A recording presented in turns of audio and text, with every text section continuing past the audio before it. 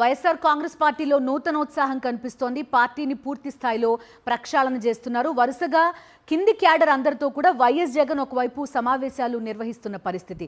So ఈ gap ని పూర్తి స్థాయిలో పార్టీని పటిష్టం చేసుకోవడానికి వైఎస్ఆర్ కాంగ్రెస్ పార్టీ ఉపయోగించుకుంటోంది. దీనికి సంబంధించి పూర్తి డీటెయిల్స్ అందిస్తున్నారు రవీంద్ర. చెప్పండి, చురుగ్గా ఉండే వాళ్ళకి, బాగా పనిచేసే వాళ్ళకి గ్రామ స్థాయిలో, మండల స్థాయిలో కూడా పదవులు ఇస్తున్న పరిస్థితులు చూస్తున్నాం. ఏం జరుగుతోంది వైఎస్ఆర్ కాంగ్రెస్ పార్టీలో రవీంద్ర?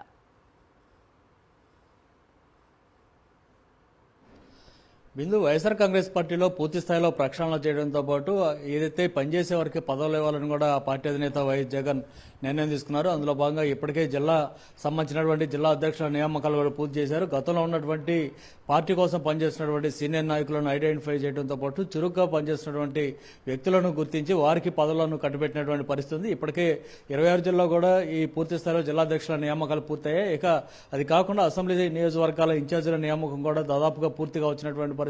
ఏది కొన్ని నియోజకవర్గాలు తప్ప దాదాపు మిగతా అన్ని కూడా పూర్తయినటువంటి పరిస్థితులు ఉన్నాయి. సో ఆ మిగిలినటువంటి వాడు కూడా ఈ వారంలో కూడా పూర్తి చేసే అవకాశం ఉంది. అది తర్వాత ఇక వచ్చే నెల నుంచి వైఎస్ జగన్ పూర్తి స్థాయిలో కార్యకర్తలతోటి ఆ సమావేశాలు కూడా కాబోతున్నారు. అది ఫిబ్రవరి ఎండింగ్ లేదా మార్చి తొలి వారం నుంచి ప్రారంభమయ్యే అవకాశం ఉంది. కాబట్టి ఈ లోపు జిల్లా రాష్ట్ర కార్యవర్గాలను అట్లాగే నియోజకవర్గ కార్యవర్గాలను కూడా పూర్తి స్థాయిలో నియామకాలు చేపట్టాలని కూడా పార్టీ అధినేత నిర్ణయం తీసుకున్నారు. జగన్ కార్యక్రమాలు ప్రారంభమైన తర్వాత అంటే జిల్లాల మీటింగులకు వెళ్ళిన తర్వాత అప్పుడు మండలాలు అట్లాగే బూత్ లెవెల్లో కూడా పూర్తి స్థాయిలో కార్యవర్గాలను పెట్టాలని కూడా నిర్ణయం తీసుకున్నటువంటి పరిస్థితి మనం చూస్తున్నాం. గడిచిన కొద్ది రోజులుగా ప్రతి వింగ్ సంబంధించి అంటే పార్టీకి సంబంధించినటువంటి 22 విభాగాలకు సంబంధించి కూడా ప్రతిరోజు ఏదో ఒక వర్క్షాప్ ను కూడా పార్టీ కేంద్ర కార్యాలయంలో నిర్వహిస్తున్నారు. రానున్న రోజుల్లో ఏ విధంగా ముందుకు పోవాలనేటువంటి అంశాల మీద పార్టీ అధినేత ఇచ్చినటువంటి సూచనల మేరకు ఈ పార్టీ ముఖ్య నాయకులు దిశానిర్దేశం చేస్తున్నటువంటి పరిస్థితి కనిపిస్తుంది. అట్లాగే రానున్న రోజుల్లో కూడా పార్టీకి సంబంధించి పూర్తి స్థాయి అంటే గతంలో మనం చూసాం రైతు పోరుబాటు నిర్వహించినప్పుడు కూడా